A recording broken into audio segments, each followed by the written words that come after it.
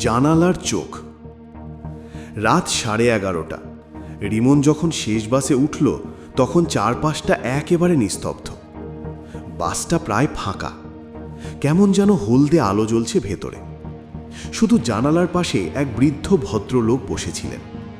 তার চুল নাড়ি ধবধবে সাদা। রিমনকে দেখে বৃদ্ধ শান্তভাবে তাকিয়ে একটু হাসলেন। হাসিটা খুব নরম কিন্তু অদ্ভুত মায়াবী। রিমন ইতস্তত করে তার থেকে কয়েকটা সিট পিছনে গিয়ে বসল। বাসটা ঘর ঘর শব্দ করে চলতে শুরু করল। কিছুক্ষণ পর কন্ডাক্টর টিকিট চাইতে এলো। রিমনের হাতে টিকিট দিয়ে এসে সামনের দিকে তাকালো। তারপর রিমনের দিকে ঝুঁকে এসে ফিসফিস করে বলল, ভাই, আপনি বরং আমার কাছে এসে দাঁড়ান, ওইদিকে একা বসে থাকবেন না। রিমন অবাক হয়ে বলল, কেন? সামনে তো একজন মুরব্বী বসে আছেন। কথাটা শুনে কন্ডাক্টরের মুখটা ভয়ে ফ্যাকাশে হয়ে গেল। সে কাঁপা কাঁপা গলায় বলল, কি বলছেন ভাই? ওই সিটটা তো সবসময় খালি থাকে, ওখানে কেউ বসে না। রিমনের বুকের ভেতরটা জড়াস করে উঠল। সে দ্রুত ঘাড় ঘুরিয়ে সামনের সিটের দিকে তাকালো। যা দেখলো তাতে তার রক্তহীন হয়ে গেল। সিটটা একেবারে খালি, সেখানে কেউ নেই।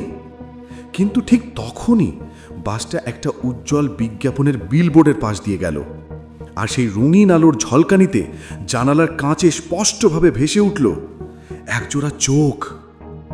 সেই শান্ত মায়াবী চোখ দুটো এখনো সরাসরি তার দিকেই তাকিয়ে আছে। রিমন ভয়ে জমে গেল। সে কন্ডাক্টরের দিকে তাকালো।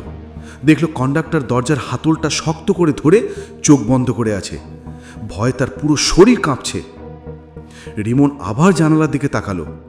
এবার শুধু চোখ নয়, পুরো মুখটাই ভেসে উঠেছে।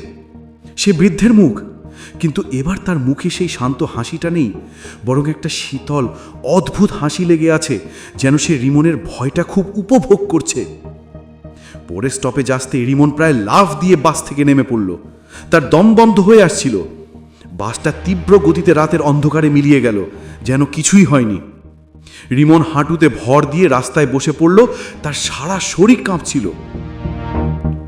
সেই রাত থেকে রিমন আর কখনো একা রাতের বাসে চড়েনি। কিন্তু প্রায় রাতে জানালার কাছে তাকালে তার মনে হয় একজোড়া শান্ত চোখ তার দিকে তাকিয়ে হাসছে। সেই হাসিটা তাকে মনে করিয়ে দেয় শেষ রাতের সেই ভয়ঙ্কর যাত্রার কথা।